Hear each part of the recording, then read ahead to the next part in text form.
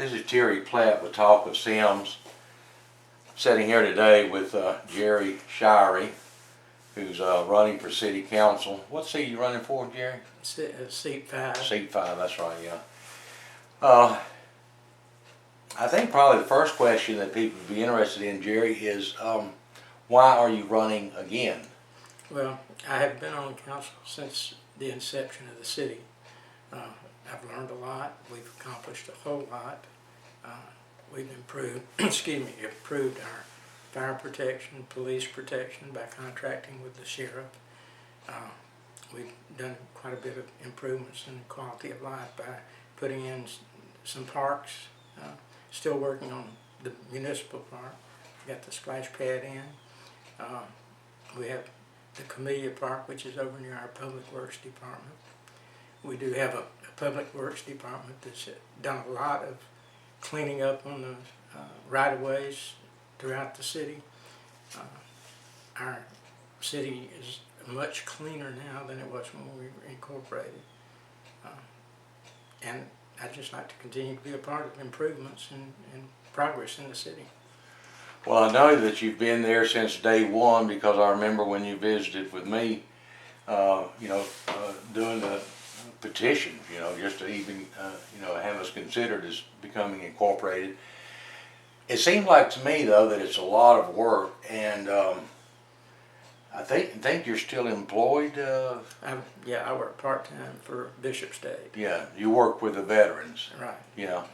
Well, don't you think that this city council, takes up a lot of your time? And I know you guys, what are you getting, $50 for a meeting? At this point, $50 a meeting, yeah. But I don't think any of us were really in it for the money. Initially, we set that limit because of one of our council members who had a child that had to have babysitting to come to the council meetings. That's why we ended up with the $50 a meeting. Oh yeah, I remember that. Yeah, we had a participant that needed babysitting service just to be able to serve. Yeah, yeah. But there's time involved. But I enjoy people. I enjoy meeting people out, talking about the city. I'm always talking up Semmes, even when I'm shopping at Walmart, which is one of my home away from homes. So, well, I know I've seen you out a lot, and by the way, Jerry and I are neighbors. I think we've been neighbors for 20 to 30 years. He's 2 or 3 houses down from me. Some of the issues that have been sent to me on Talk of Semmes, I've asked people to submit questions, and some of the business owners have asked for a solution or the thoughts of the people that are running for office. And one of the things that's consistent is the traffic and the speed of traffic on Moffett Road. Do you have any comments? Okay, as far as the speed on Moffett Road, we don't have a whole lot of control on that. Moffett Road is a state highway. ALDOT sets the speed limits. We can't change it. We have petitioned them, along with the Sheriff's Department. Our former sergeant had petitioned them to try to make it 45 miles an hour all the way from the viaduct all the way down to the interstate, 65. ALDOT has not changed the speed limit, so we cannot change it as a city because it's a state highway. Yeah. I'm not sure about Schillinger's Road. That's also another sore subject for us. The traffic, Schillinger and Moffett is a very dangerous intersection. A lot of wrecks there. Moffett and Wolf Road is also a dangerous Wolf and McCrary. That's also a dangerous intersection. We do have a project ongoing with ALDOT to make some improvements at Moffett and Wolf and McCrary, where there will be a separate left and right turn lane divided by a grass plot, which will make it much safer for that intersection. At this point, as far as what's going on at Schillinger's and Moffett, again, that's an ALDOT issue in the county, I believe, so we don't have much control over that either. Well, I knew it was a state road, and I would suspect, like you say, the county is involved in it in some way.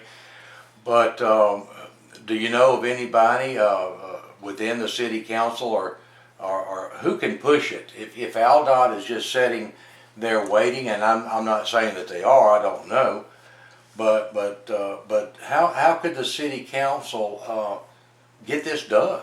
Well, it's in the works. It's already in progress. It's in the works. It's in the works, so it should be. The one at Wolf and McCrary probably, and I'm guessing, should be done within a year, if not sooner. Okay.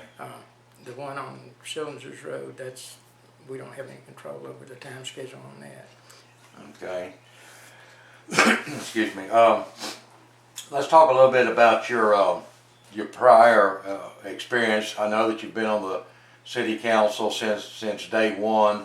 What about any of your civic or governmental organizations? Okay, I'm retired from the U.S. Department of Veterans Affairs. I was a vocational rehab counselor there. I retired for about 11 months and couldn't stand being retired. So that's when I went back to work at Bishop State, and I've been at Bishop since 2002. Again, I'm only part-time there. But you work with the veterans there. I still work with the veterans, yes. Yeah.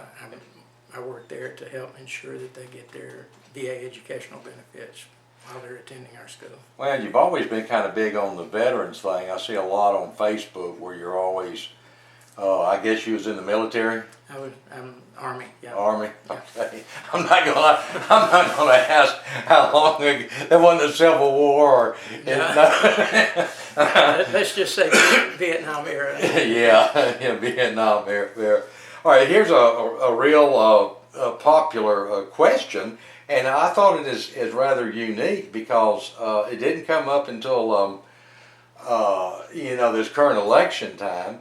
But people are wanting to know what is the relationship that Semmes has with the city of Mobile, if any. I know a lot of people kind of may think of us as just an outskirt or a different community, but is there any ongoing relationship or cooperation between the two on any projects or anything like that? At this point, not that I'm aware of. We are a member of the municipal organization for Mobile County, and so is Mobile. Yeah.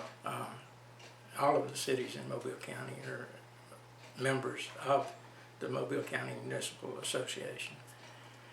All right. One pro thing that I keep bringing up is I think that the city of Semmes is doing really well as far as financial stability and such as that.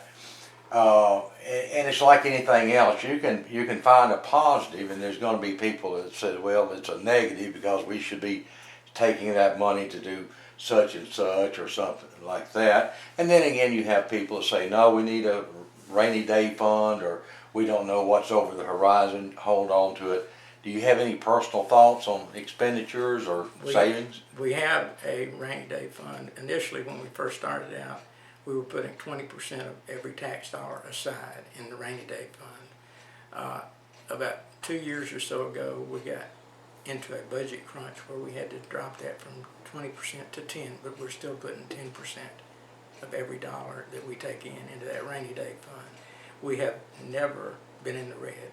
We have been in the black since day one, and we're still in the black, well in the black. Yeah. Well, last I heard it was a little over, I think, 6 million. Yeah. Something like that. I didn't get the report from the last. Yeah, it is over 6 million right now. In the last year or so, there's been at least one retirement community built that I know of. Isn't that right? Mm-hmm. Are there others? We would probably like to attract others. I don't know of any others right now that are in the works, but we would like to not only attract retirement communities, we would like to attract new businesses. We would like to, again, this is getting into something I would like to see a well-qualified public relations person come in and not only attract new businesses, but help promote existing businesses. We need more promotion of our existing businesses in Semmes. Well, we do. I mean, definitely. You go around and talk with these people, Some of them feel like they're not getting anything. I mean, absolutely nothing, for their tax dollars. And it's a struggle. I mean, it is really a struggle. I thought at one time that the city had hired a PR person or something like that. Maybe they did. Or We did, and I'm not sure what that status is. I haven't seen that individual in about 3 or 4 months, so I don't know if he is still employed with the city. Yeah. If he is, he's not been coming to council meetings. Okay. All right. Well, I think a relevant question then would be, I know that the city council and the mayor should be working as a unit to promote the city and encourage business growth. Does the city have a particular committee or a person that you could identify that is or should be responsible for the growth? At this point, we don't have that kind of committee. We have a special projects committee. We have the Parks and Recreation Committee, which I chair. We have the Finance Committee. Those are the 3 primary committees that are operating right now. All right, so they are. I don't know. It just seems kind of like it would be an important issue. I think it was brought up by, yes, David Baker. I'm sorry for the pause, but David Baker, he's running for mayor. He says, or did say, I think in this last interview that I had with him, that he doesn't think that the present mayor, Judy Hale, is getting out of the office enough and, talking with people and such as that. Do you think that it would be necessary or a good thing for whomever takes office next as mayor to get out and learn more about the problems or benefits that local businesses are looking for? Oh, absolutely. I can't address whether Mayor Hale gets out or not because I'm working too, so I don't know. Yeah. But yeah, definitely, I think the mayor should be out and keeping their finger on the pulse of the businesses of the city. Yeah. What would you do to help local business if you're reelected? Have you got any thoughts about that? You ever? Again, like I said earlier, I think we need a public relations person that has a good, strong background in attracting and promoting business. I think we need to do a search and find somebody that is eminently qualified to do that. Well, that's probably something I'll be bringing up to everybody. One lady asked, and it's also a personal concern of mine. I'm a little bit of a history buff, and we're just wondering about your thoughts on how do we keep our roots, our historical foundation in place as we progress. Okay, and let me back up. I missed one committee. We do have a historic preservation Oh, committee. that's right, we do. I forgot that one. Yeah. And they are working on that sort of issue right now, making sure that all the historic values of Semmes and locating historic properties. The 2 that I'm most familiar with are the Howell House, which is up on Moffitt Road in Old Semmes, and of course the Heritage Park, the school, which is the oldest operating school in the state of Alabama. Right. It still operates through the Heritage Park Committee, which is made up of a bunch of ladies that formed the committee, and they keep it going and attract students from, I think it's 3rd or 4th grade that come there. Well, last time I was over there, they had really spiffed that place up. I mean, it's almost like a city park.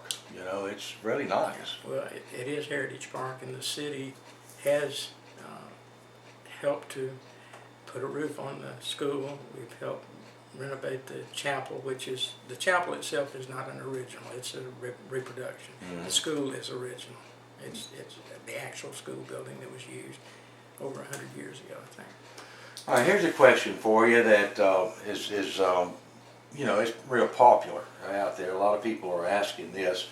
And also, I've received allegations, here again, people talk, but some people feel like the growth or the annexation of certain properties has been purposely stalled or not acted upon and such as that. We're not going to really get into that, but let me ask you this. What do you think about the growth as far as annexation? Where are we growing? Why should we grow? What's your thoughts on that? I would definitely like to see us continue to annex properties in. There's some issues that are restrictive toward a city in annexing properties. We can only annex properties that are contiguous. They have to touch our city limits before we can annex them. That's why when we do like 60 or 70 annexations at once, we have to do them one at a time, because we have to get this one that touches this one, then this one, then this one. And that's state law. There's not anything we can do about changing that unless the state legislature changes Well, the that law. sounds tedious. So in other words, if I want to be annexed into the city, my property has to be touching somebody that's in the city. Exactly. All right, and there's no way of jumping over or going around or anything. The only way we could jump over, and it's kind of a little loophole in the law. Let's say if we annex the right-of-way down Moffett Road, then we could get the properties that touch that right-of-way. Oh, okay. But we haven't done that for a reason. We want to make sure that everybody that comes in wants to be in. Yeah, yeah. You know. Oh no, I wouldn't agree at all with people being forced or coerced into it. And then again, I think it's a rather expensive endeavor, because then you have to take care of those people. And the roads that front that property. Yeah. That once we annex the property in, then that road becomes our responsibility. Well, now it makes sense to me that if you're going to do that, or if you're responsible for that, that it might be kind of an iffy issue of annexing a homeowner, unless there's a series of businesses paying with the potential of paying city taxes to help pave the road. Exactly. This is one of the reasons that we have been a little slower in annexing properties. We initially were annexing properties where the roads were in good shape first. Right.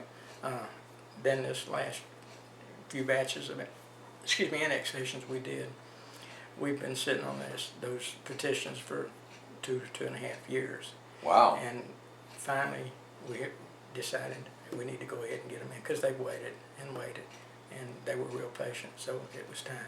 I guess those homeowners were informed along, or did they have any idea did they think you were just sitting there doing nothing? Or? Well, they knew that we had the petitions, and they knew we explained when we get a petition. We've still got petitions that don't touch us anywhere. Yeah. We can't do anything until we can get to them. Till you can get there. Yeah. But they knew that we had to wait until we could get to their property by somebody else touching. You're a friend and a neighbor, so I'm not going to put you on the spot, but since you're a candidate, I'm going to put you on the spot, sort of a little bit. I think that it's almost unanimous that, well, maybe I shouldn't say that, but anyway, myself included, there's a lot of people say that there's a lack of communication between City Hall and the citizens. You know, there's I can look on the website, it's not kept up. Some of the dates are wrong, some of the times are, and then again, I understand just how difficult it is just to keep going with telling people what's going on. And I would imagine most cities do this, even knowing that a large percentage of the population could care less. But what do you think? Is there good communications or not? I think I would have to say that we make the effort. We put out a newsletter every 2 months. Mm-hmm. That keeps everybody informed if they get the newsletter and if they read it. Right. If they don't read it, there's not. I mean, I can't come to your house and say, read this. Yeah, well, yes, you could. But I'm not going to force feed you. Yeah.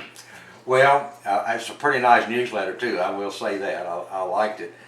But it has gone online, and I am not 100% certain that even a large portion of our citizens have internet access. I mean, we have some pretty rural. We do. Yeah. Yeah, we do. But again, it is mailed out too. So. Oh, it is? Yeah, it's mailed. Oh, okay. I thought that they had gone strictly online. No, it's both still. Okay. You're not still getting yours. You No. should be. Maybe I'm on the blacklist. Well, listen, Jerry. I try to hold these things to less than 30 minutes. Would you agree to another interview later, sometime before August the 23rd? Yeah. Yeah. One of the things I'd like to make clear today, though, is that my priorities are police and fire protection and developing businesses, bringing our businesses up more, Yeah. promoting them more, Well, getting new business. let's go ahead and ask one. Let me ask one more question, because several people have mentioned this, and I don't know if they fully understand. But people are wanting sit-down restaurants, big restaurants and such as that. And I was told that those businesses will not come until they have a population to support them. And I believe we have that population. It's just that we need somebody to inform those businesses what our. Now the city itself is only a little over 4,000 right now, but the surrounding area, our quote metro area, Yeah. is probably somewhere between 15 and 20,000. That should support a Popeyes, a Ruby Tuesdays, TGI Fridays, whatever you want to bring in. There's plenty of people that would come to a restaurant in Semmes rather than driving all the way down to Airport Boulevard or Yeah. somewhere. Well, that does bring up one more question, and I promise this is the last. Where do you see Semmes going? What's the potential? Is it? Well, it can't be out. Mostly west. Yeah, it's got to be, I would think. Mostly west. Yeah. We've got probably about a mile and a half between our eastern city limits and Mobile's western city limits. Mm-hmm. Plus we've got Pritchard coming down from the north and Saraland even further up. So the majority of our expansion is going to have to be west. To the west.